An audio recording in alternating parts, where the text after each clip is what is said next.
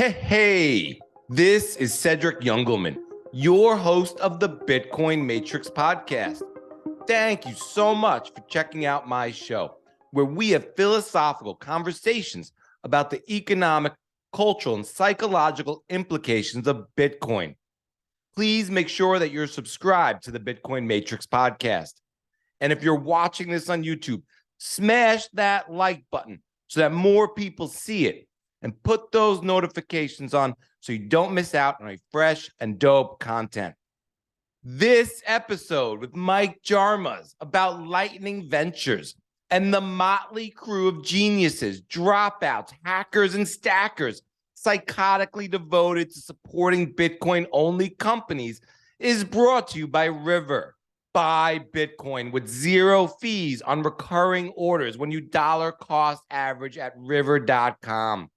Truly the best way to build your Bitcoin wealth.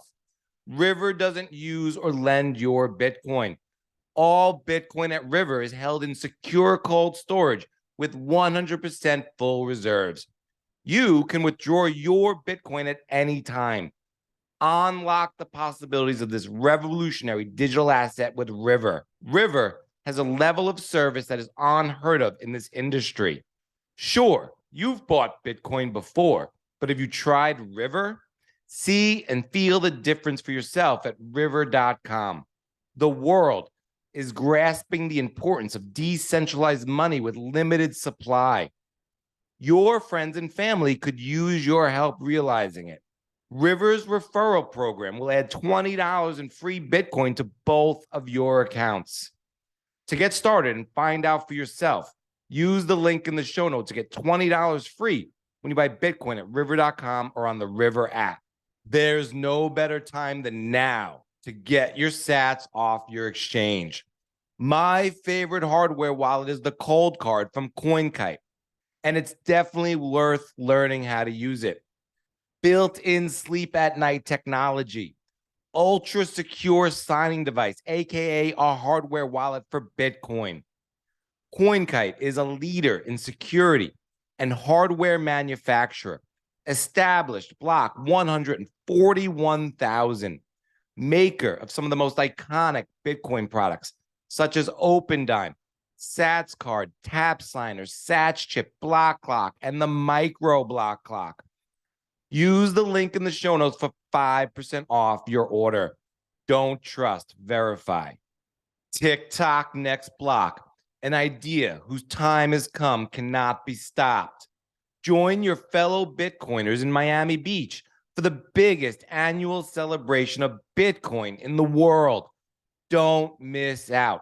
150 plus speakers, 15,000 attendees, and all your friends from Bitcoin Twitter in the house. Miami Beach, May 18th to 20th. Join us in making history.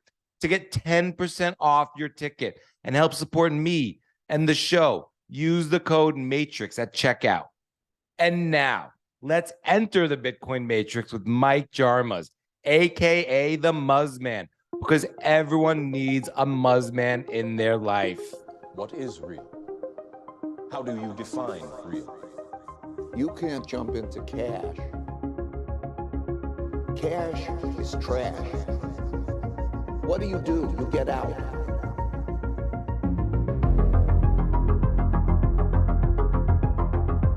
Mike Jarmuz, or Muzz, as his friends say, is a managing partner in Lightning Ventures, whose focus is exclusively investing in Bitcoin companies.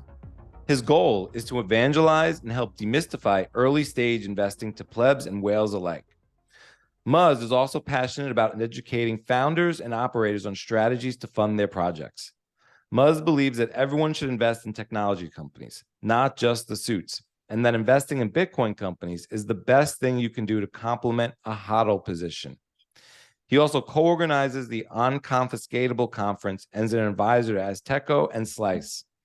Muzz has a serious angel investing addiction and has personally invested in over 1,500 companies. Muzz, welcome to the Bitcoin Matrix podcast. How are you? I'm amazing, Cedric. Thank you for that whole shebang there. I appreciate it. Yeah, man. I'm excited to chat. And we got to meet down at Bitcoin Day Naples in Naples, Florida, not too long ago. And I got to catch your presentation there, and it was awesome. I really enjoyed it. You know, I missed it at BitBlock Boom in Austin, I guess almost 8 months ago now, or whatever it is, 6, 7 months ago. And I think it's a really, I mean, just from sort of the title, it's a really interesting topic, investing in Bitcoin companies. I think a lot of people are curious about that. I know I am. And what is that like? How to do that? But I'd love to get a little bit into your background first. Um, I'd love to hear about what you were doing to kind of get your entrepreneurial career going as a teenager. So I've kind of always had a entrepreneurial mindset. I mean, since I was as young as I could remember, I was the guy who bought the packs of gum and then resold them in elementary school for 25 cents a pop or so. And then they no longer allowed anyone to have gum, unfortunately. But in all I wanted to do, like you, I just recently found out, I was obsessed with music. I loved music. Music was the biggest part of my life, and that was all I wanted to do. And when I was maybe 14 or 15 or so, I just decided that was it for me. That was what I was going to do. So I decided to start a record label and put out a compilation disc. You remember that when compilations were very popular, especially in the punk and ska and indie record world. So put out a compilation. I was 15 years old, started with that. And, you know, a lot of things happened in the meantime. I ended up running away from home for a minute or two. And my parents weren't very thrilled about my desire to be in the music business. And through that, which they eventually accepted, through that, I started promoting concerts. So, and it was really kind of just fell into it. There was a manager for a band that was playing a terrible metal club, and they were on my compilation. I said, "Oh, they shouldn't be playing there. You know, that's not like the right place." And she said, "Well, why don't you do the show?" And I was like, "What do you mean, do the show?" She's like, "Yeah, just feed the band, pay us $300, charge $8 or whatever, and make sure that there's sound in the whole thing and security, and you'll do it." And I did. I got a venue, and that was an amazing night. That was like an experience, a feeling that you have very rarely in life, was just standing there on the back on a chair in the room with 400 people in a room. And that was a very, very powerful moment. And I knew that I wanted to do that. So I continued with the record label, putting out a few other EPs, full lengths, but I really started doing more concerts. And there was one particular venue in town. They were the one. All right, he did all the cool shows that we were going to. I mean, Blink 182. I saw him on the Dude Ranch tour. Those type of things. Back then, Weezer, El Scorcho. On the Pinkerton album. I love that album. So he kind of took me in. I did a few shows there, and he taught me a lot. And that grew to, 35 concerts a month in Phoenix, Tucson, and Albuquerque, all the way up to, say, 5,000 people. Eventually, I didn't do the record label anymore. I was really just focused on running this famous punk rock venue and doing concerts as a talent buyer, promoter, that whole thing, right? So very entrepreneurial. I mean, I had my first job when I was at like, I think 14 or 15. Always been hustling and working my whole life. Funny, one of my first jobs was selling concessions, and it was at this place in Arizona where they had really big concerts.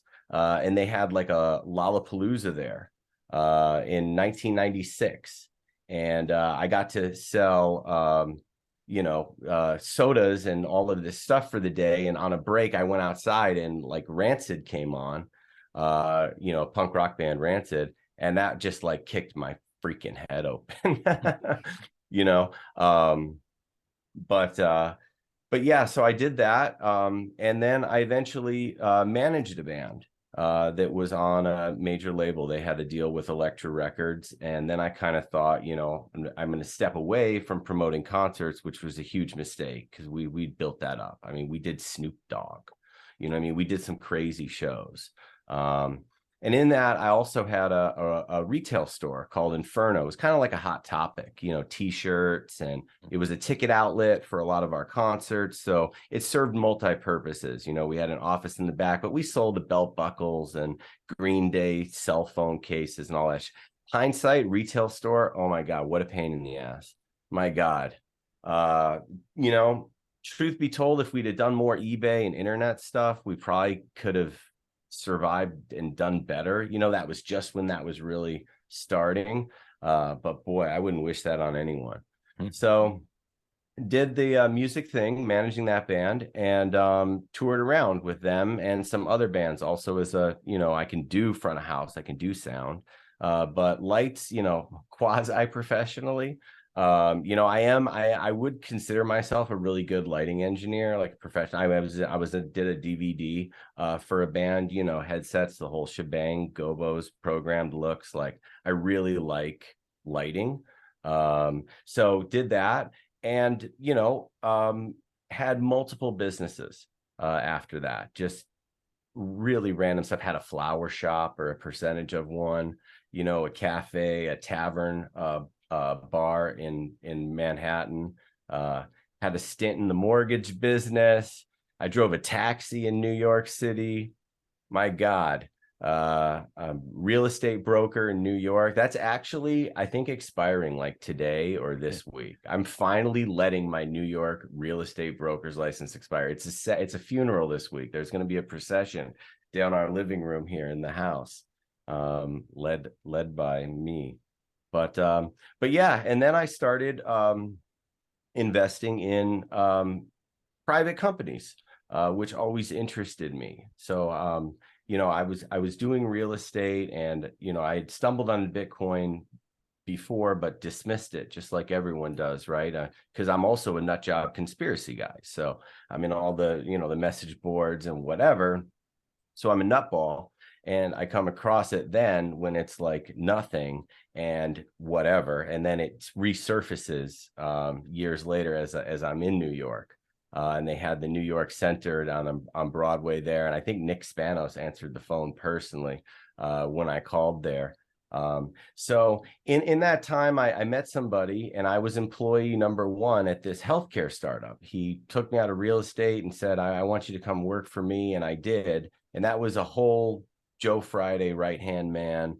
And I watched this guy build that company from one employee, which was me, to, you know, 200 plus, and sold it for $450 million. And it was like nothing. I mean, I drove the guy around in his Mercedes, and I thought, what the hell did I just do with my life?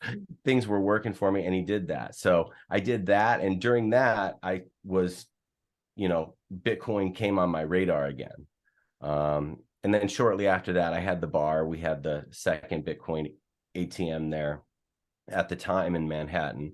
And, you know, just have always been interested in it. I didn't ever do anything with it. I wish that I did more with it in a professional or writing or something, you know, back then.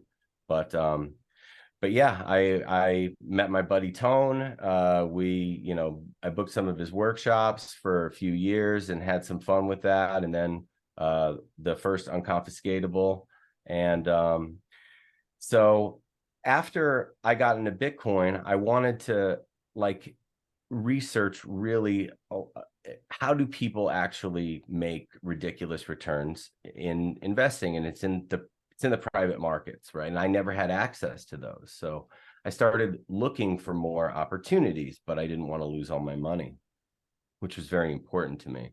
So investing in a lot of later stage companies, then you don't really lose all your money. You might not have a great outcome, but likely not zero. And that was very good at the time. And I had a lot of IPOs that were great exits, you know, DraftKings and the Spotify and Poshmark and Airbnb, or, you know, I mean, you name it. During the good times, it's good and your money's not tied up for very long. And it was great. And I showed somebody this and they said, you got to really look at the early stage stuff if you want to do this for real. And that, of course, comes with even more education, which I was already obsessed, because you heard where I'm coming from here. I moved to New York City. I drove a freaking taxi around. All right. I slept on my friend's floor off the L train on the Morgan stop. All right. So, I really put as much as I could into education, then started, but I didn't really have any Bitcoin deals. There were not a lot of Bitcoin deal flow at that, like for me. So occasionally, right? Like I got the Fold deal, and luckily I got BlockFi. Boy, that worked out, didn't it? No, but a couple of things, but not a ton. And then I just started. I wanted to be impactful and do something where we could help, right? Because I'm in a lot of companies where I can't be that helpful. Robotic lawnmowers, very cool. I'm not really sure what I can do there, or all of the dental surgery companies that are as amazing technology with those type of things, but like I can't really do anything. So that's where Lightning Ventures came from, and we hit the ground and running about a year and a half ago. Yeah, well, I mean, there's a lot to unpack there. I kind of want to go back to Rancid. I mean, I loved Operation Ivy. That was probably the most ska I got. But you listed a few jobs there that were kind of like dream jobs for me growing up: concert promoter, tour manager, New York City bar owner. What was it like? What was being a concert promoter what you thought it would be? Or just even working in the music business at the level you got to? Anything like you thought it would be when you were 13, 14, 15 years old? Yes, and better. Especially then. Okay, especially then. Now we're talking about CDs, right? We're talking about CDs and LimeWire. Okay, this is a lot of like the reality. This was the end of that record label era. Okay, got the very, very end of that before everything really changed. Okay, but no matter what, even the concert promoting, that was a ton of fun. I wouldn't trade it for anything. I absolutely would not trade that for anything, and I absolutely shouldn't have gotten rid of it. I got rid of it very hastily. I cut a deal with another promoter from Denver who was making a move in the market. I wanted to take care of the people who worked with me. He agreed to pay them. I did not get a big payday out of it. I bled for that thing for like forever. Okay. Now it's the naivete of being young. Okay. I mean, I made a huge mistake getting rid of that concert company in the way that happened. We had relationships and markets, and it was so much fun, and we often lose money. People don't understand this. The original deal that they set up for concert promoters is terrible. If you are a concert promoter, it is literally the worst deal. Okay, if the band's getting 10,000 and the venue costs 3,000, and security and sound and lights and stagehands and catering and towels, okay, and box office and everything else that goes into that, okay, however much the show costs you, the promoter is supposed to leave with 15% of the overall cost of the entire show, okay, and then he pays 100% of whatever this disaster train wreck is, okay. That is the worst deal on the planet. So you capped at 1,500 and you got infinite losses.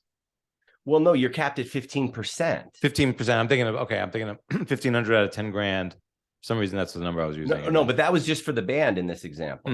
Okay. Because it's 10 for the band, it's 3 for the room, it's 2 for this. It gets up, right? Let's say that it's a $20,000 show. Okay. Right. You as a promoter, you're supposed to walk away with $3,000. Okay, you did everything. Right, but if you spend too much, you could walk away losing $500 or 10 grand or whatever you go over. You can lose 10 grand on that show. You can lose more. You can lose, but the point is you can lose a lot, but you can't really make that much. So it breeds this sort of culture, this accepted like culture of like the promoter pulling weird shit because like he's already getting screwed. So like he doubles the expenses of sound and light because at least on paper he's got to get 15% of that. Right. You know what I mean? And then it's not the best deal, but it's a ton of fun, and it's like the best people, and when it's great, it's great. And we definitely we took many lumps, and just things that just, they don't go well for whatever reason. But it was absolutely fun. And I don't know how it is now, right? Now, I mean, this is many, many years later. And now we're post-COVID, which is a whole nother thing. I still have some friends in the business that I talk to. And, you know, for a while there, it was crazy. I mean, PCR tests at the door. I mean, just bands weren't touring, like really, really crazy. In terms of my time touring, like with musicians, okay, on tour, whether that's in a van and trailer and we're in hotel rooms, or whether that's we're in a Prevost or a nice big bus with bunks and the whole shebang, okay, I wouldn't trade that for anything either. And that is 100% what it's cracked up to be, but it really does come down to who you're with, because it can not be great if you're with shitty people on tour. Or if you're with really good people, but some of the other people are really shitty, it can still be really good, because you just, you know, Right. you're still with your good people, but there's just some shitty people. I don't know if I couldn't see being on tour for my whole life, or like for 30, 40 years, especially if like you had to sing, you know, some of these acts get so big, you have to sing the same hit song. You know, you don't even probably have personal joy out of it. Maybe, I don't know. I'm kind of curious about the low time preference goal, or maybe vision for a concert promoter or band manager, where they, you know, maybe you get to work with a band that's on the up and coming. How small are they, and how do you kind of grow them through the cycles? And like, maybe do you get to keep them forever as a concert promoter? You know, maybe things like access, you know, in that regard. But what's that life cycle like, that relationship, and the low time preference nature of it, maybe? The A&R aspect of the music business is, I think, really cool. And I think it's comparable to venture and startups. And yeah, people play games, right? If you book, okay, so here's the deal. Let's just say there's an agent and he books 10 bands that are huge, okay? And he signs 3 new bands that aren't, okay? But those 3 new bands are, you know, they all have deals and they're all the next thing, okay? So when that agent calls you to book that show, you kind of have to, you know what I mean? You can't not do that and then do Wilco or Ryan Adams or, you know, whatever else he has, if you don't take his new band, right? Which often do turn into big bands later, right? So that first show is kind of a gimme, right? What are they going to get? I can give them $250, you know what I mean? $300. You're probably going to lose on it. Maybe get some local support. I don't know, whatever. Okay. And then you build that relationship with them when they're there. Hopefully they have a great time, right? Because they need things as well. They need 9-volt batteries. They need somebody to pick their girlfriend up at the airport. They have things, right? Our tires broken. You know what I mean? I once stayed the night at a promoter's house in Kansas. So, you know, and then next time they come back, maybe there's 150 people, you know, and then 400. Maybe you're selling out of those smaller rooms. You get up in the 600 cap rooms, the 800 cap rooms, and you're there with them all the time. And maybe you have a great relationship with their manager directly, or the lead singer, and their agent. Their booking agent needs to get the most money possible. And he's the one who starts playing games. He's the one who starts calling another promoter before calling me, getting dates and rooms on hold, starting to get offers in without talking.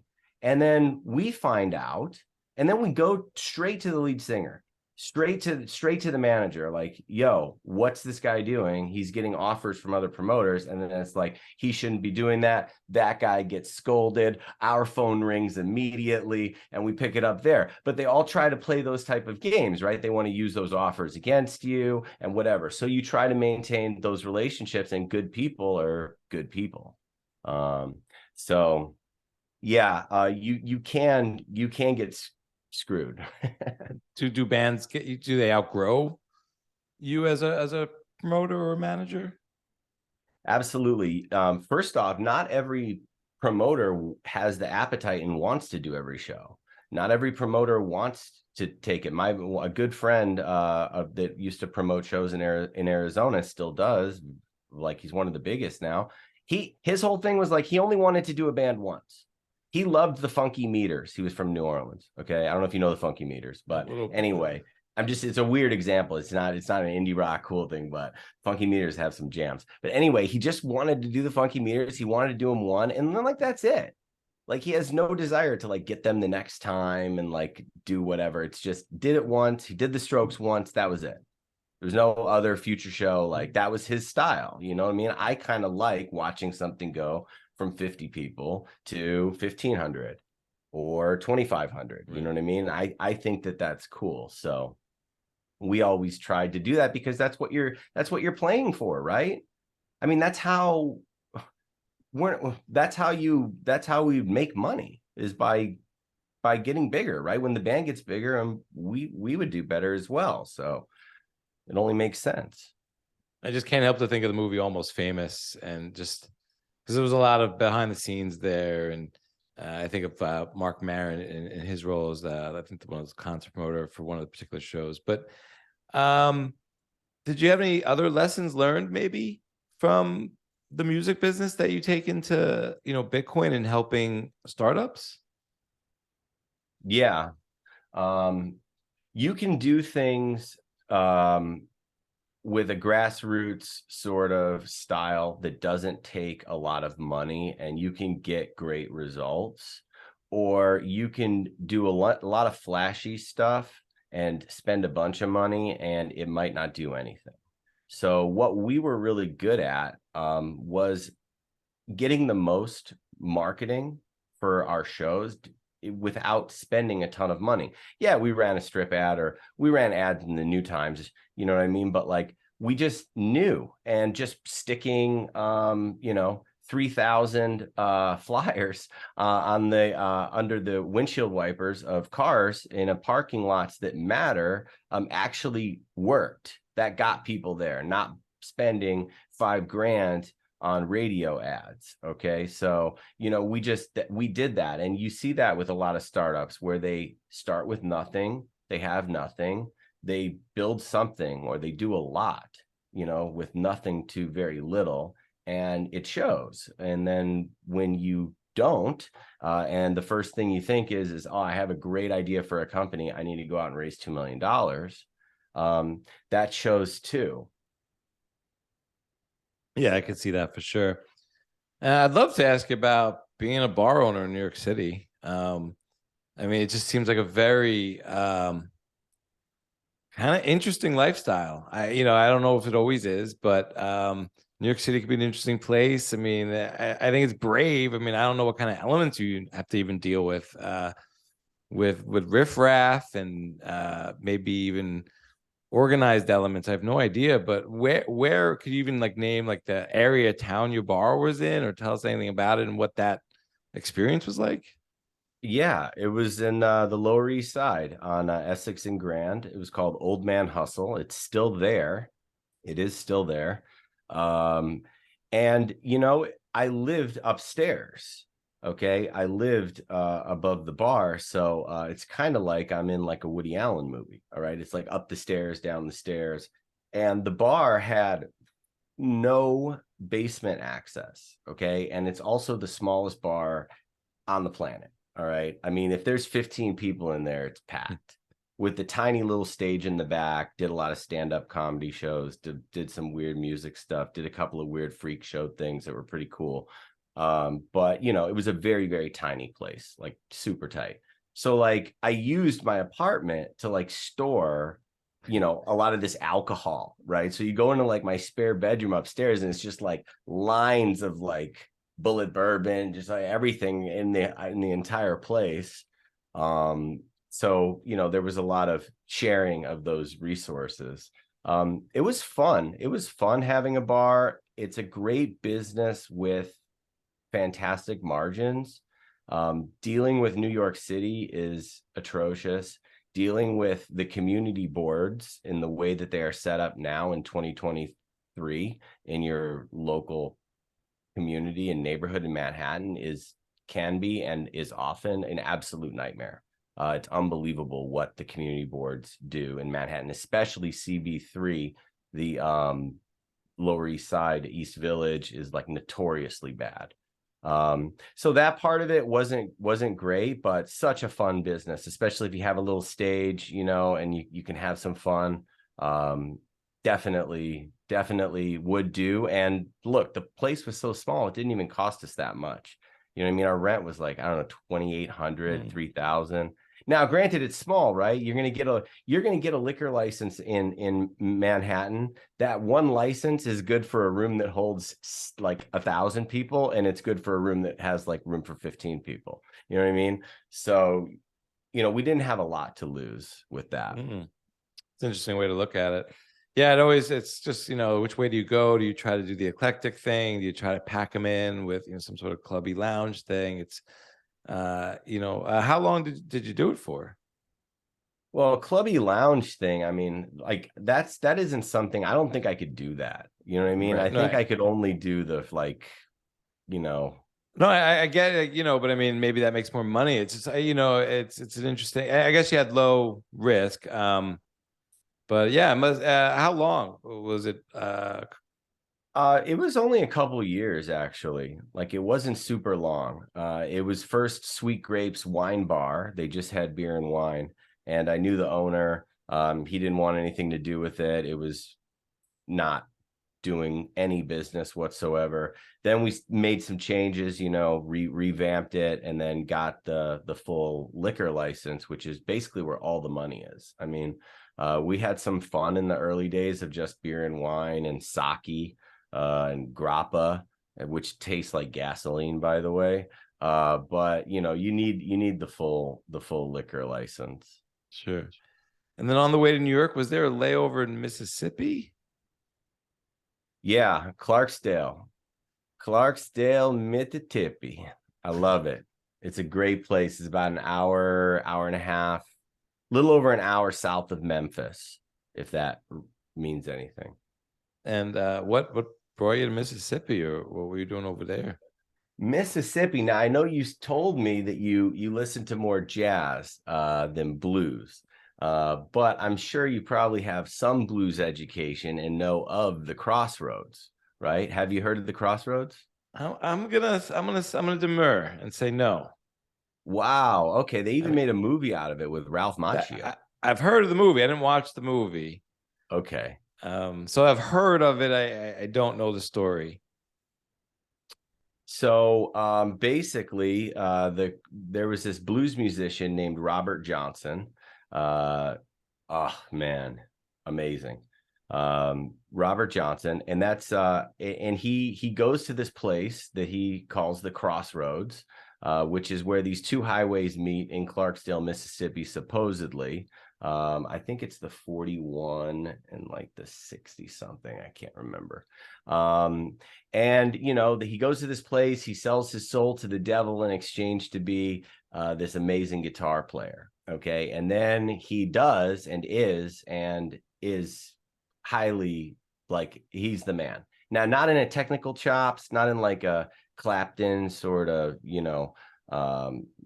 type of way, but if you ask people's favorite guitarist, like if you ask like a Keith Richards, if you ask an Eric Clapton, if you ask a Jimmy Page, they'll all point to Robert Johnson. Okay. And he is doing some complicated stuff, but you're in a time where there's one mic in the middle of the room. Okay. And you get one take. It's being run straight to the vinyl. Okay. Like, it's a one shot. So I mean, the guy only had 2 known photographs in his entire life that have ever been taken of him. So I found this story really interesting, and it also ties in with some Bob Dylan stuff. Bob Dylan supposedly went to the Crossroads, and the Crossroads is just, I thought it would be a cool place. And I put everything I owned in storage. I packed up my car with a bunch of instruments and whatever I had. And I just went on my own sort of adventure road trip across the country, not with a band this time. That was all behind me. And when I got and landed in Clarksdale, there was this place there, was called the Shack Up Inn. Okay. Now, it was a B&B, which stood for bed and beer. And it was just outside of downtown Clarksdale at a place called Hobson Plantation Farm. Now, this is where the one-row cotton picker was actually invented. It was top secret back in the day. But hops and plantation farm. So a few years back, whatever happened, I don't know, financial crisis, this, that, and the other thing. A few guys got together in the town, and they realized that the farm was for sale, this big farm, for like nothing. So they all bought it, and then they were like, didn't know what they're going to do with it, right? It's just there. And then they eventually, like, these guys are like kind of wacky, you know, and they're like junk collectors, right? So one of them goes and gets an authentic sharecropper shack from another property that's in the area and moves it to the hops and plantation. One of the other guys fixed it up. It's habitable. And randomly, all right, some European backpacker guy kind of stumbles onto the place. You know, they were out there hanging out, they got some lights up or whatever, and basically says, you know, can I pay to rent, and can I sleep here? Can I like stay here? They get this idea. They're like, oh my God, why don't let's do this? And we'll call it the Shack Up Inn. And then they started bringing in more shacks from around and making it this really very cool, very special, absolutely magical, amazing place. And they needed a Muzz man, of course. So they let me live there and be the night manager guy. And that's what I did. Oh, that's awesome. So I'm assuming back after that, you're back in New York, the bar, the flower shop, driving the cab, you run into Bitcoin. I mean, maybe a little bit about your rabbit hole story. Like what kind of maybe took it a little further than just noticing it, hearing about it, maybe having an ATM. Why does this thing matter to you more than some other things that you could be looking at? Wow. All right. I mean, it's essential. I mean, come on. But you saw all this back then? I mean, like what? No, of course not. Well, that's what I mean. Like, back then, what were you thinking? Or I was thinking this is pretty cool. You know, and I think that's everyone's biggest regret, right? Is looking back on something and wishing they didn't, you know, buy more of it. But clearly, you know, uncensorable, you know, unconfiscatable, you know, peer-to-peer value transfer is rad. And I wish that I took my own Bitcoin security more seriously back then. I mean, I was on all these exchanges, you know, BTCE. I have a Mount Gox claim. I one, you know, a couple times a year, I get some weird envelope from Japan in the mail. You know, and I didn't really take that into my own hands back then. I wish I did. And those funds were lost. That was terrible. And it took a while to like get back into it after that. Like that was devastating. Like the Mount Gox thing was devastating. And there was a very dark time after that as a Bitcoiner. It was not fun. Like you think this bear market isn't fun, fine, but this doesn't feel nearly as bad as that did. That was bad. And then somewhere around, you know, maybe the price come back around $200 or so, you know, and it's really starting to show up on more of the radars, and the wounds have healed, you know, and then, you know, and then it's like, okay, well, how are we going to do it this time? Well, let's learn how to make paper wallets. Let's read Mastering Bitcoin. Let's get a Trezor. Let's test any hardware wallet. Let's learn how to do this the right way. So that was pretty much that. I mean, I used Bit Instant, that old Shrem company, and that was magic, man. I swear, if they were still around today, they'd probably be a unicorn. I don't know what they would have came out with next, you know. But you just left your apartment and you walk to Dwayne Reed, that little red phone, weird MoneyGram thing, QR code, bada boom. You get back to your apartment, man. There's, you know, $500 in your Mt. Gox account or whatever it is, just like that. I was like, how does this even work? you know, it's interesting. I mean, yeah, Bitcoin now, it seems incredibly rad. When I first heard about it, I can't get over, because I thought of it like a PayPal, like uncensorable, you know, I had PayPal with better qualities. But I didn't think of it anything about something that you could buy and hold, or I didn't think of holding as a use case. I didn't think about speculating on this thing. I didn't think about its scarcity. It just, to me, I saw it as a really great, I guess, medium of exchange, and a way people can acquire things that they couldn't acquire with the even maybe as a ledger, just with the ledger from Bank of America or the dollar, But I didn't think about it something as like a collectible or something you could hold or speculate or use in any other way. So I always find it very interesting. And Charlie Shrem's, I mean, so early, and yeah, I mean, you mentioned BitInstant being like, oh man, it could be a unicorn, and like he's still not.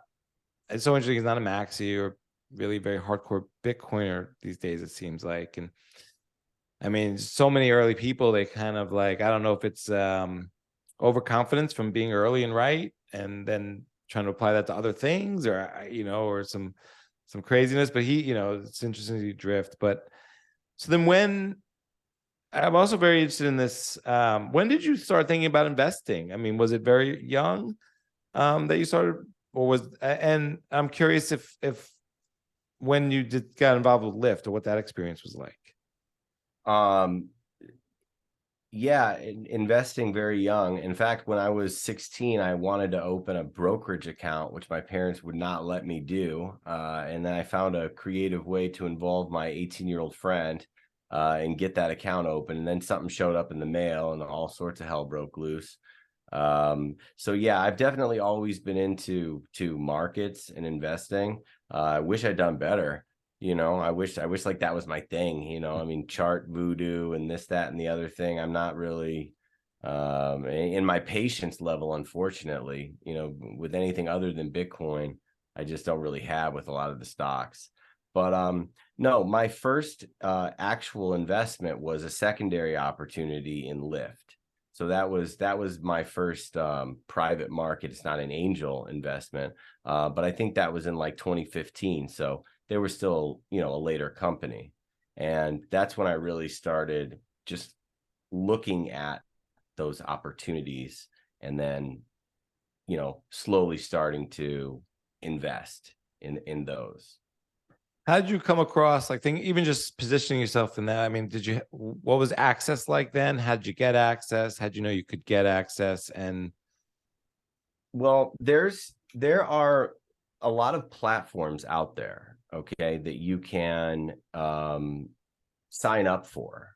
Okay, you just have to find them. You have to really want to. They all have different fee structures. There's things to know with all of them, right? But I knew somebody who turned me on to one that was actually based in New York, and they regularly had opportunities in secondary markets. So that would be something like you were an early employee at Airbnb, say before, when they were still private, right? Companies were staying private for longer. How do you get access to that? It might not be a bad thing. It might just be, you have a life event, your daughter's getting married, you need some cash, you're buying a house, like you want to take, $1 million off the table. 750,000, whatever you want, right? 3 million, I don't know. Depends on how early of an employee you were. So there are companies that facilitate these secondary share transfers. They're licensed and all that. And then they send those out, right? They kind of price them based on a number of different things. And then they send them out to accredited investors where they can participate, say, for a $10,000 minimum. You know what I mean? Maybe some are 25, maybe some are less, but they're a little bit more. They're not $1,000. I'll tell you that much. So, and then you start looking at these things and you look in whether it's a discount to the previous round or not. You start getting excited. You start seeing names that and you start investing in them, and then you start seeking more deal flow. And then you realize there are some offline groups. There might be your local Miami tech investor meetup, and there's like an association of angel investors. You can go to their website and find all sorts of other resources. There's, and then you start going down the rabbit hole, and pretty soon you're getting a lot of deals, Yeah. So then how does it work if, if you're a founder, what kind of investors are there? Is it friends and family? Is it, and then what kind of roadmap is it like? Is it, when people talk about Series A or B or late or early or IPO? So basically, what Alice and Bob started a company, right? So first you have to incorporate, you know, you have an options pool, you have things that you need to address early on that could come up in the future. There's a whole process here to even get to a point where you can actually seek or close a real investment. There's much that must be done in advance for that to be a smooth process and that to be set up for all the things that could happen in the future. That can take a lot. Some people, they incorporate as an LLC instead of a C corp. Maybe it's an international incorporation. There's different rules over there. There's all sorts of things that you have to think about. You have different classes of shares that are going to be issued in the future that are all going to have different rights. And there's just a lot that can happen. So in the very beginning, all right, what do? You start to build something probably. And then, as cheaply as possible when you can, you follow some really good guides that are out there, maybe on YC or, on how to incorporate properly and cheaply and easily. And then you can start to think about your first investor and if it is a good time to potentially start investing or start raising. Yeah. So, I mean, should founders approach friends and family? What kind of VCs are out there for an early stage company? What is a match? Like, what kind of people do you talk to at what kind of level of valuation or different things like that? Okay. So let's say that you have a working product. Okay. You have a working product, you're properly incorporated, maybe you found a co-founder, and you need $250,000 to actually get to the next set of milestones or something. And maybe that's, hey, we're going to raise this 250K and we're going to get 50K users or 25K downloads. We're going to do this, we're going to do that. But you get a kind of next step that they'd like to see happen. And then who can potentially fill that 250K? Well, there's crowdfunding, which is a thing. And at a certain point in time in a company's life, it might be really a great idea to utilize that. But really no one knows who the company is, and it's equity crowdfunding. There's a lot of costs associated. So it might not be the best for that. Then there's friends and family or individual investors. So friends and family could be just that. Individual investors might be someone like you, Cedric. Maybe somebody emails you and says, hey, I've got this great lightning liquidity protocol monitoring thing. Here's my deck. Here's a short executive summary. What do you think? And maybe you're like, you know what? I like this. I'll invest $5,000. And then you're going to get probably a note issued to you for a DocuSign, and you're kind of on your own there. It's probably a boilerplate document. You should certainly read over it. Not sure if you have a lawyer watching your back. For the boilerplate stuff, you really don't. You just got to make sure, you just got to watch yourself. And then you wire the guy $5,000, and that's it. You have yourself an investment there, and he now only needs 245,000 more to close out his round. So you can raise from the friends and family. You can raise from other small angels, start putting together checks. You could raise from micro VC funds. So maybe somebody who's running a small fund who might just invest 25K here, 50K, but it's not from him personally. It's from a fund, a pool of capital that he's deploying, but it'll be a small check. Okay. So you can go that route. You can go the syndicate route, which is a bunch of individual investors that all have access to one particular deal, your deal, and then they all fill that up or fill up however much there is. And that's one line item on your cap table versus, we got Cedric on this one. We've got the micro VC on this one. We got Aunt Mary on this one. You know what I mean? And now we have this other one, which is the syndicate. And in that one syndicate might be 63 investors that all invested $2,000. And now that's 125,000 that came in, plus the 50 from micro VC. Okay. So now we're at $175. And we got 5K from Cedric, so we're at 180.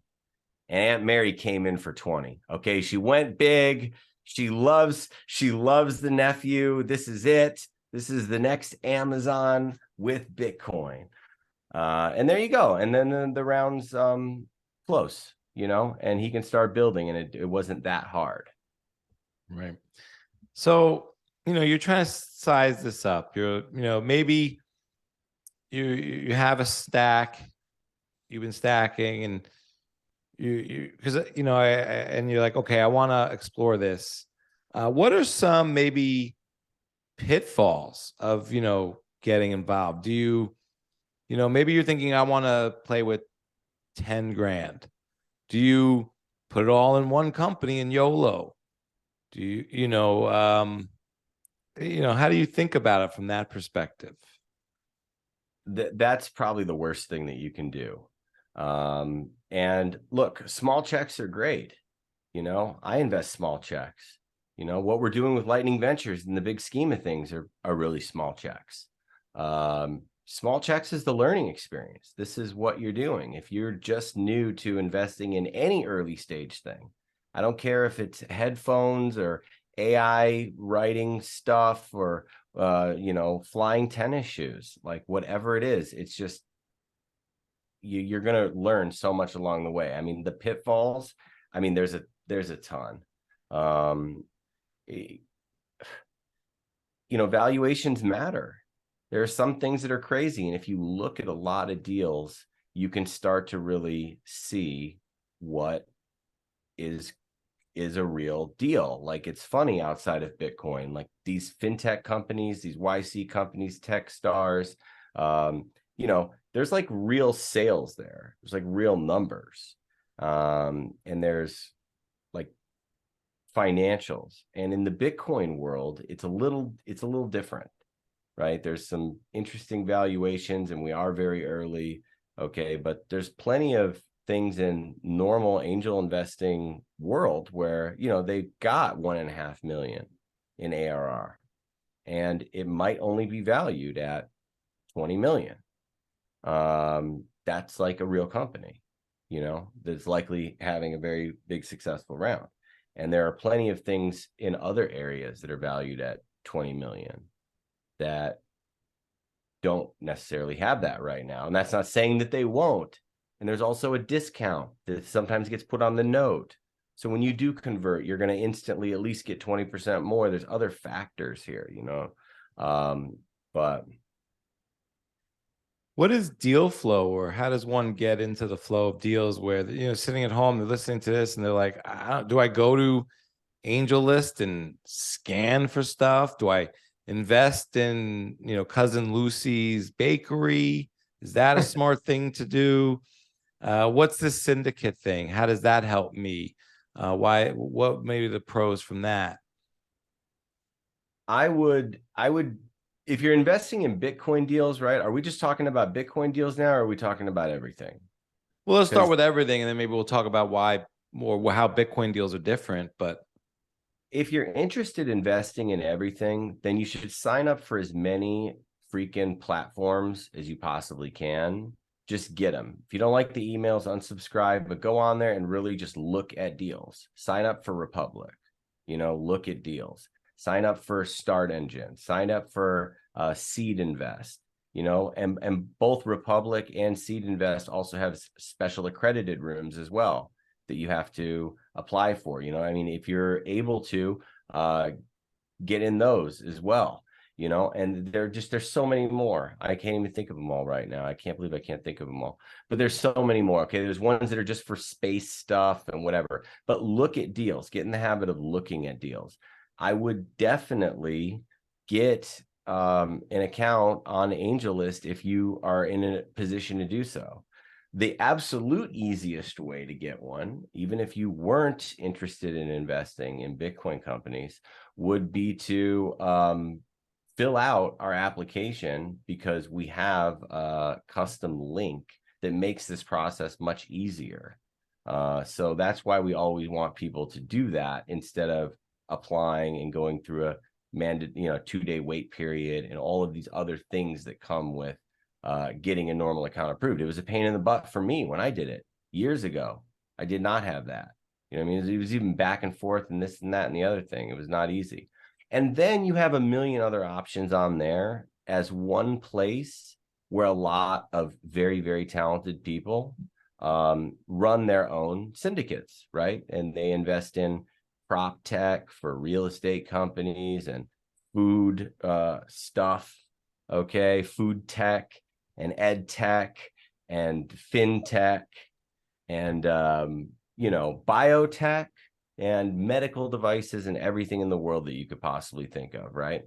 And what's important is also to think about who's sending you the deals, right? Like there are people in there that are absolute all-stars. They are amazing people.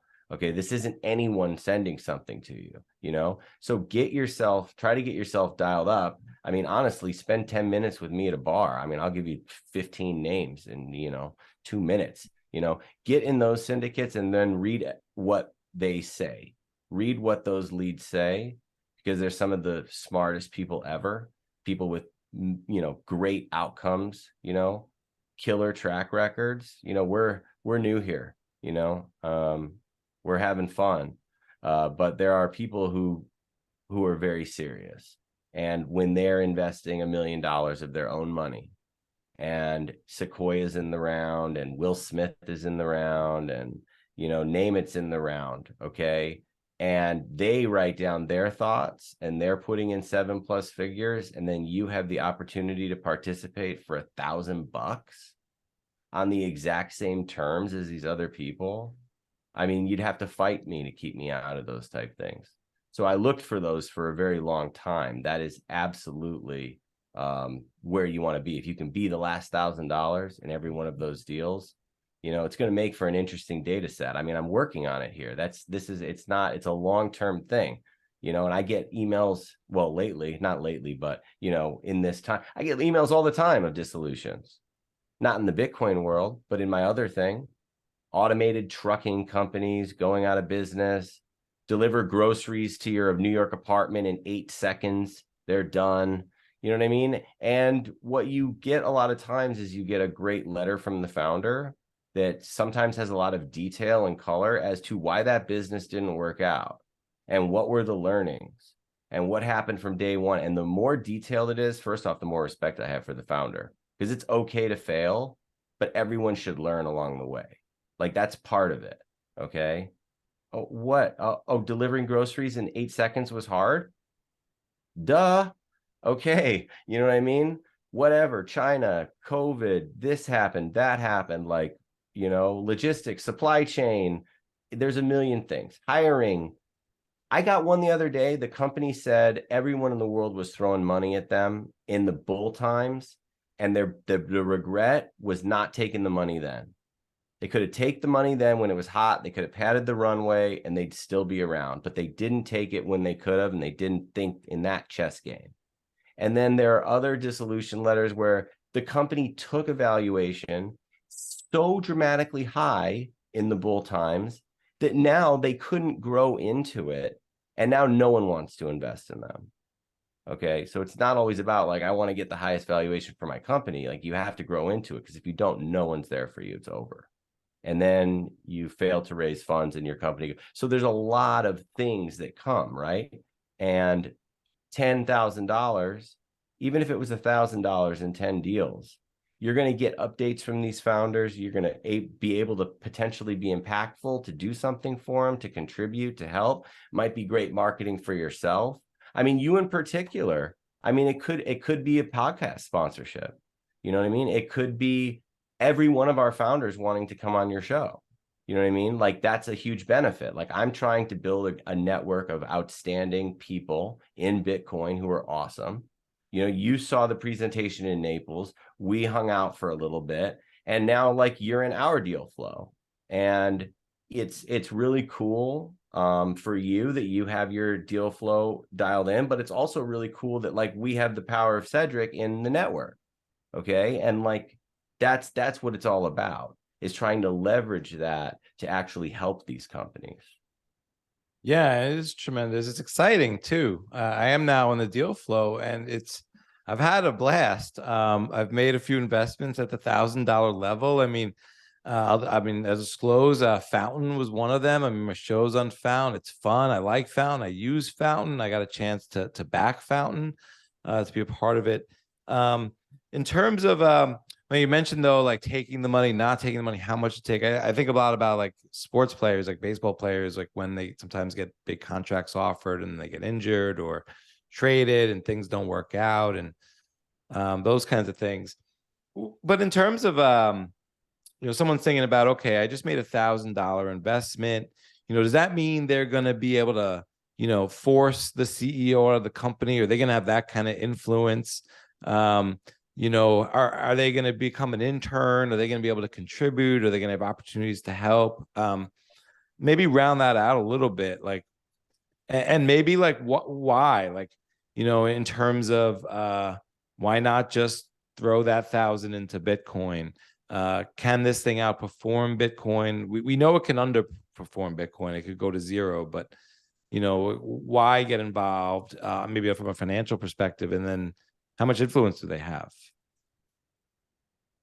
Influence, not much, actually zero. That is kind of the way that it works when you are in a syndicate or when you are investing at that level. You don't get board seats, you don't get control, you don't get information rights, you don't get a lot of those things.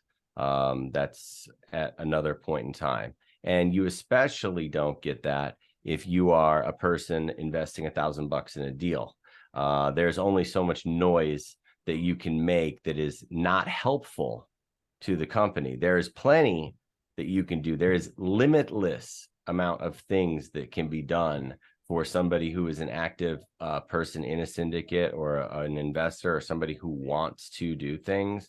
The sky is the limit, and everyone's very appreciative. And it usually can lead to advisor shares. It can lead to other things, right? We have a lot of great attorneys in our group. Maybe they review a one-page letter for free once, and now it turns into a client relationship. So those type of things can happen from it too. So it's really endless on the amount of things that you can do. And, I try to get out our updates from companies very soon after they come in. There are a lot of people who run syndicates who don't do that. They'll sit on an update from a company for a while, like multiples of weeks. Okay. And the company needed a director of marketing like 6 weeks ago. And then the guy finally just sent out the update to all of us. Right. I don't like to do that. I like to get them out as soon as possible. And then we try to, highlight the asks, highlight what does the company need? Did they put that way down at the bottom? Let's put it at the top. Let's at least bold it. You know what I mean? Because if people aren't going to read an entire update or an attached PDF or check out these metrics or whatever, they might at least see the big, bold, highlighted text in the front that says, we're looking for people that have Bitcoin podcasts, blah, blah, blah. We'd love to talk to them, however, or whatever it says. Yeah. And then just in terms of maybe people's time horizon, are these liquid markets? If you're putting in 1,000 or 10,000 or even 100,000 and through these syndicate deals, is this a liquid investment? Can I exit my investment to pay my bills?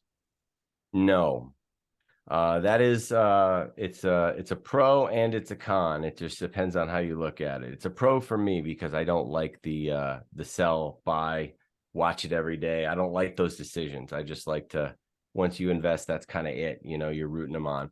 The liquidity is very limited. Liquidity is coming to these secondary, like via secondaries, like it's coming to even some of these syndicate things. It's a ways away. Just before everything really hit a downturn, they were talking about building them out more. Okay, where maybe you, as your small investment in one of these deals, maybe in however long, 6 months, 18 months, 30 months, if you want to sell it for a 30x multiple or 40x multiple or whatever you want to ring the register, then those opportunities will probably be there then, but they're not there now. So that is something to think about. I mean, it's committed, consider it gone. And why would you want to invest in that versus buy $1,000 worth of Bitcoin? Well, I'm convinced that investing in Bitcoin companies could, and it certainly has outperformed the price of Bitcoin over many time periods throughout the history of both. Like Kraken, Kraken was up maybe 150% over a time period. I'm sorry, it was maybe like 50 or 60x, and while Bitcoin had 10x over this 4 to 5 year time period.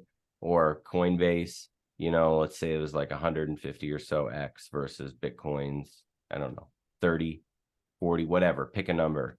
But there's a lot of these, so I'm convinced of that. But everyone's making their own decisions, and you're dealing with something where you're really supposed to have, depends on who you ask. There's so many different data points here, so don't hold me to these numbers, but let's say that you got north of a 40% just death rate. Okay, just not happening. Okay, and then you got a whole bunch of got your money backs, maybe a couple of 2x to 5x your money. You got some of those, and maybe those happen fairly quickly. All right, so that's not like it's locked up for 10 years. If you're getting 2 times your money back, or if you're getting all your money back, or if you're getting 3 times your money back, that's probably happening on the front end. Okay, so then you can decide what you want to do with that money. You can redeploy it in other deals. You can do whatever you want, but that's not committed for the long term. But when you look at the big IPO winners, when you look at the Ubers or the Coinbases or the Airbnb, they're all private 10 years, so your big winners are really going to take time to mature, and yeah, it's Bitcoin, right? Anything can happen. And it's Bitcoin startups, right? Anything can happen. But normally, and on the same side, this is the last thing I'll say on this, is in some of my normal angel investments, it goes the other way. You invest $1,000 in something, and all of a sudden, out of nowhere, it's front page of TechCrunch, biggest fintech startup in Africa, and now they're worth $2 billion. It goes that way too, and then it goes that way to where 6 months later they're out of business. So I learn something every day. Speaking of learning, how many companies has the Syndicate Lightning Ventures invested in so far? Putting me on the spot there. Well, roundish. Or whatever you could share, or ballpark, or I think probably getting close to 30. And that's a total blend from what we invested through the fund and what we did through the syndicate. Some of those were both or either or, but if you put them all together, I think it's approaching 30, closing in on 30. And can we talk about the amount of capital deployed by the plebs? Definitely north of 6 million, which for us is a lot. That's in a year and a half, give or take. And, off top of my head, I want to say maybe closer to 6.5 ish, because we've been moving, but somewhere around there. Right. And you've invested over maybe 1,500 deals. How do you track, the kinds of deals that, healthcare, Bitcoin only, do you have spreadsheets? Do you track them like this? Do you look at your portfolio by vertical? And maybe how do VCs chart their markups?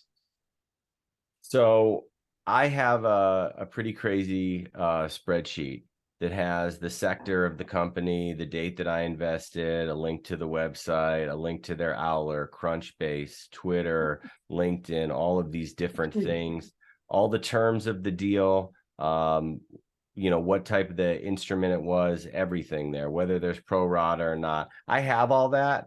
And my friend actually made me a pretty cool dashboard that has it broken down by sectors. Because if you're looking for health, and then you're looking for healthcare, and then you're looking for surgery, and then you're looking for AI surgery tools, you know what I mean? It kind of breaks down a lot of that stuff. So I do my best tracking it. It's over 2,000 investments, but it's really only about probably 1,500 companies. So a lot of those are in additional follow-ons.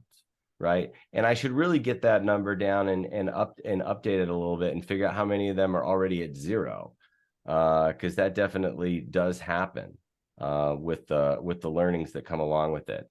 And then as far as there is actually some built-in tools on these platforms on some ways to chart markups and valuations.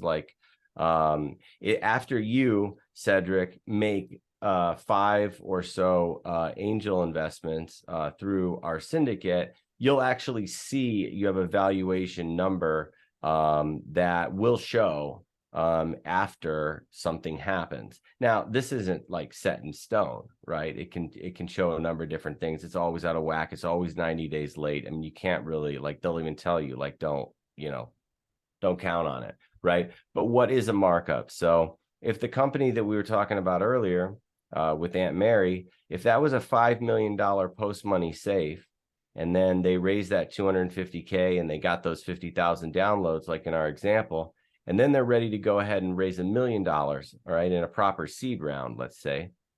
If they're raising it a $25 million post-money valuation, well, Aunt Mary is going to think, she's going to hear that 25 million post-money safe. Oh, wow, this is great. I invested at 5 million. I'm up 5x on my 20,000. But that's actually not the case at all, not even a little bit. The truth of the matter is her note hasn't even converted yet. She doesn't even know exactly what she has, and the founder doesn't really know yet how much of the company he's even sold to her, because we have to have something that converts that into equity. And he can take more money at that 25 cap, but that just means that those people are kind of in the same boat with a different number on their note, right? So if that founder for the third time, let's just say they want to raise a Series A, they raise $1 million.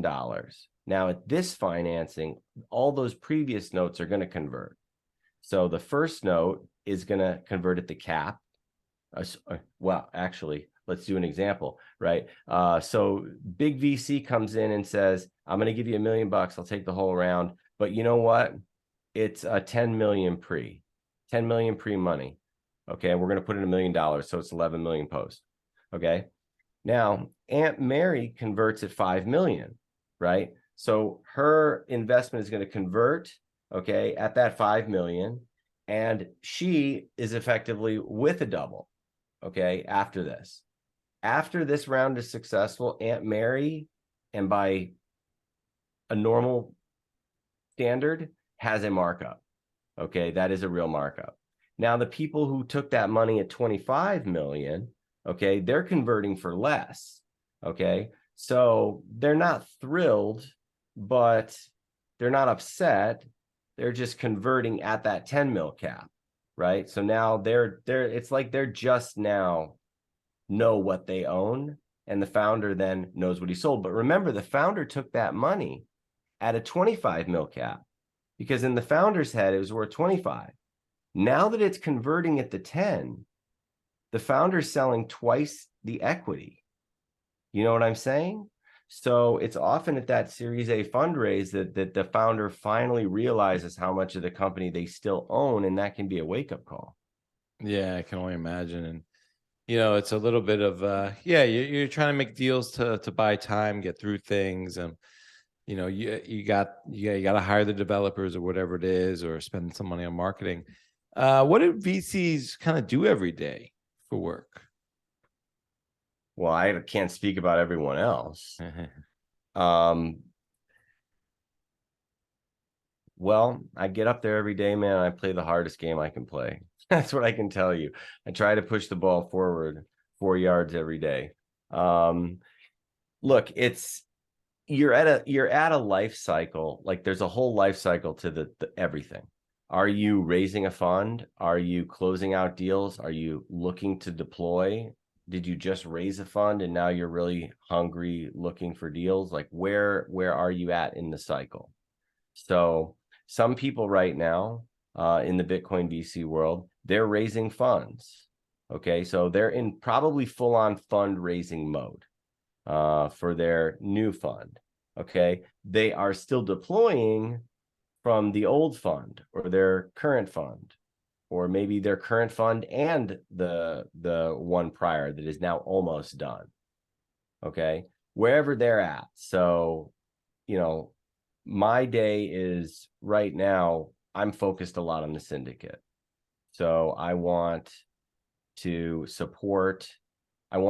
get our deals filled, get them closed, and then start the process of working with them, trying to. All you can do is try to be helpful. We have founders who engage us a lot and some that don't, and they don't have to. Like, we're just here to be helpful. So like I block my entire Friday. It's just the bat signal, and I try and fill it up with founders, our portfolio companies. Whatever there is to talk about, let's do it. If we haven't catched up in a while, and there's usually always good things that come out of those calls. There's always something good, and it's like, you know what? Let's not do it later. Let's fire off those emails right now. You know what I mean? Taking good notes. We'll follow up on these, and then just like chatting. Whether I'm an emotional support animal or whether I'm there to make an intro or help with something, like that's all you can do. But you can't just spend all your time doing that, right? Because we're still deploying, we're still running, and doing what we can. So that's really what I spend the day on is just I wish I could we need help. We need help. I hear you. What is a dinosaur baby egg? Dinosaur eggs, dinosaur babies. No, everyone's always talking about unicorns, and unicorns is a big unicorn. And like, you're not like unicorn hunting. You know what I mean? You're not trying to like kill this unicorn. I was talking about being a unicorn hunter. I look at it as like you're trying to find that dinosaur egg, that little egg in the nest, that's going to grow into that monster. That was from the slide in Naples. If anyone's wondering why he's asking me about dinosaur eggs. Yeah, fair enough. Well, you think about it in terms of now, like just in terms of a bear market, is it a terrible time to invest in any company, or specifically Bitcoin companies in a Bitcoin bear market? I think it's a great time to invest. I think that it's a better time now, better than ever. I think that the ecosystem is so robust right now with things that you can invest in. There weren't that many options before. You kind of had to, you're like a wallet, or an exchange, and if it was an exchange, it was like a crypto exchange. It wasn't even like a Bitcoin exchange or some of the things that you see now. I mean, there's Bitcoin exchanges all over the world that are just Bitcoin. And that is incredible. And that didn't even exist before. There's a Bitcoin only exchange in Australia. There's a Bitcoin only exchange in France. There's a Bitcoin only exchange in the Isle of Man or in Switzerland or in Brazil. They're just like, that's really cool. And not only that, but you have the other interesting things like, Crowd Health. They're not a Bitcoin company, they're a healthcare company, but they're crushing it. It's wonderful to see them adopt it, and it's totally working for them, so there's just so much that can be invested in now, and I'm not saying to invest in everything, but certainly if I didn't believe that this was going to outpace the price of Bitcoin, I wouldn't be doing any of this. I don't have like a reason to. So there is, to me, it's much more likely for name a company, right? Fountain. Okay, let's do this. Let's actually name Fountain because you named it. By the way, we can compliantly advertise or plug that now. But yeah, because I'm real big on compliance. No, but what's more likely? Fountain 10x's its valuation from here, or Bitcoin 10x's its valuation, right? In a short amount of time, the odds are Fountain. It's going to take a lot to push Bitcoin to 250,000 or from here, 230,000, whatever. That's going to be a lot. We're kind of past that point. Doesn't mean to stop buying, stacking sats. You're always buying Bitcoin or earning Bitcoin or whatever you're doing. Like, that's not going away. Certainly you don't want to sell Bitcoin, right? I mean, not at these prices. So, there's other things. There's ways to hook up your retirement account. There's many different ways to access capital that you kind of thought you couldn't. You can link your 401k as a checkbook IRA. You can do other sort of creative things to still participate in these deals. Yeah. And, it's interesting. I think along those lines, I think that these kind of deals have a higher asymmetric nature than Bitcoin. I think they increase your insider access. Bitcoin's about not having insider access. This is kind of like, I think it also increases your risk and reward. I think, and then do you think that in terms of founders, though, do you think that it's better to be a solo founder or to have a partner and having two founders? Oh, Cedric, you're killing me, man. So, some people say that if you have one founder, then he has to be technical. There's some people who don't want to invest in a non-technical solo founder. That's just what some people say. That's what they think, that they look at crazy numbers and other things, but it's something to think about. Some people, I like two co-founders, and I really like two co-founders who've worked together previously, or maybe are brothers or related. Something like that. If you think about it, two brothers that are co-founders, you think about dispute resolution.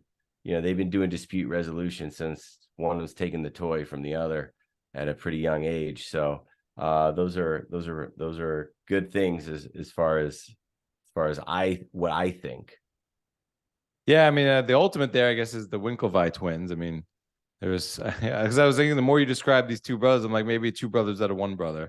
And then, the other side of that coin is maybe the Gallaghers, Noam and what's the other one's name? Noel and from Oasis. I mean, they don't seem to have any positive dispute resolution history. It's also it's those long time relationships. You know what I mean? It's those long time relationships. Paul McCartney and John Lennon. I mean, people. AC/DC. I mean, a lot of brothers in music.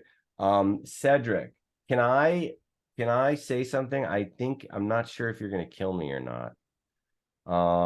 We spent so much time hanging out. You got a heart out. We spent so much time hanging out. So I got 6 minutes. Okay, let's skip the explanation. Do you got 6 minutes? Yeah. Okay, cool. I've enjoyed this conversation immensely. We covered a lot of ground around investing. There's some, nuances we didn't get to, but I am curious before we wrap up, maybe what has been one of the best concerts you've attended? All right, well, we can do this again. And we don't even have to record it.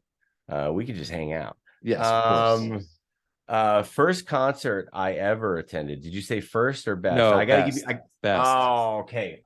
Best. Oh man. Oh, best is so much harder than first. Best is so much harder than first. Doesn't have to be the best. Something very notable. Whether it was, the band or how good the acoustics were.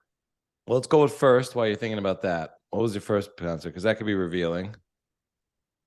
Elton John with my dad was first supervised concert. No, first on your own. I'm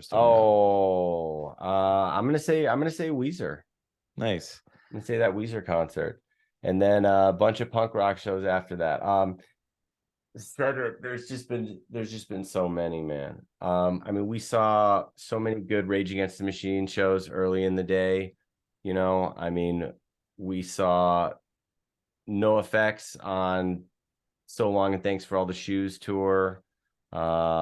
We've seen so many great shows, and like, what makes a good show, right? Okay, I saw the Rolling Stones in MetLife Stadium.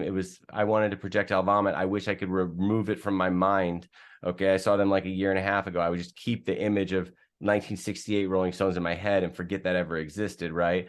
And when you're 18 or 17 and you're in a very, very tight room with 1,800 people listening to those, I mean, that was like the best, and I don't know if people are too cool for school anymore. They still do that.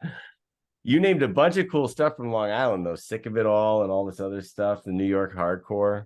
Yeah, man, those were the days. If you could orange pill one musician, dead or alive. Dead or alive? Boy, cute, man. I mean, look, Bob Dylan would be, John Lennon would be a huge Bitcoin guy. And he's all about peace, right? It's going to end wars, and he would just be probably a big proponent for fair and honest money. It's interesting. Getting behind it. I saw a tweet. I mean, I didn't do my own research, but Imagine is an incredible song. But there's a clip of him on a talk show, and he's saying that basically like overpopulation is bullshit, and he's just not down with it, and things like. And then he was murdered like a few days after that, supposedly. Kind of interesting dots there. I do know you're a big conspiracy theorist. So much more to talk about. We'll get to this again sometime. I've enjoyed this immensely. It's been so dope. Just let people know where they can find you and Lightning Ventures. And let me see if I can find my note here about Lightning. Yeah, Lightning Ventures, I'll mention it, but you'll let us know where you can find it. Lightning Ventures is an exclusively Bitcoin-focused group of investors, a motley crew of geniuses, dropouts, beatniks, and weirdos dedicated to supporting Bitcoin-only companies. Yeah, so let us know where we can find you and your work. For sure. So ltng.ventures, if you are interested in investing in Bitcoin startups, you can go there and fill out the application, and we will get you an expedited onboarding, and you can answer some questions about what your superpowers are and all that good stuff. And then you'll probably start seeing our deals. We have a Telegram channel there, and there are many other things that I would love to speak with Cedric about, and I hope we get into them all. But everyone is very mature. Okay, there's a way that you have to handle yourself when you're investing in Bitcoin companies. All right, it's not a party. We do display a lot of raucous amateurism and do wonderful things for our companies, who will all say very good things about us and how helpful we are and how involved we are, and we want to maintain that reputation. So that is how you can find us there.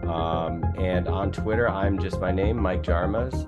And that's pretty much it. I'll be in Vietnam for the conference there, and at the Pouch one in the Philippines. And then the good ones here, I hope to see you. I'll be at BitBlock Boom later in the year, and maybe I can convince you to come out to Vegas for Unconfiscatable, or maybe who knows where we'll be. Well, yeah, I know you're speaking in Miami. I'll be there, so hopefully we'll run to there at the latest. But this has been unreal. Thank you so much, Muzz. Heck yeah, man. Thank you. Yo, thank you for listening. Please make sure that you're subscribed to the Bitcoin Matrix podcast so you don't miss out on any fresh and new content. I want to thank the Muzz Man for taking the time to come on the show. I also want to thank our sponsors, River, the Bitcoin Conference, and CoinKite for powering the show. If you're digging the chats, all I ask is that you leave a 5-star review wherever you listen to your podcast, because that's the best way to spread the word, so I can keep grinding out thought-provoking conversations about Bitcoin. Keep learning, keep stacking, and stay laser-focused out there. This is Ced. Peace.